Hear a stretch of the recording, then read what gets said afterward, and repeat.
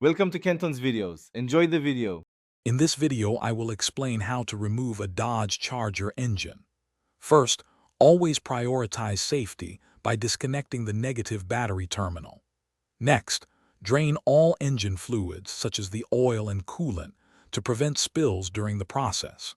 Finally, ensure your vehicle is securely supported on jack stands or a professional lift, providing a stable and safe working environment for the upcoming steps. Now, let's begin disconnecting the engine's peripherals. Start by carefully removing the air intake system and any hoses connected to it. Proceed to disconnect all electrical connectors and ground straps from the engine block and components. Remember to label them if needed.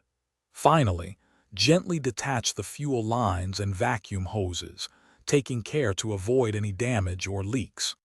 With the peripherals out of the way, it's time to address the engine's structural connections. Unbolt the engine mounts that secure the engine to the vehicle's frame or subframe.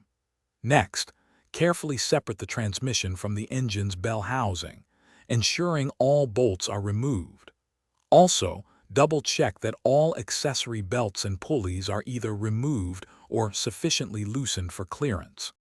For the final step, prepare for extraction. Securely attach an engine hoist to the designated lift points on the engine. Before lifting, do a final check to ensure no wires, hoses, or other components are still connected. Slowly and carefully raise the engine, guiding it out of the engine bay. Take your time to prevent any accidental contact or damage during this critical process. Thanks for watching. Consider subscribing if we helped you.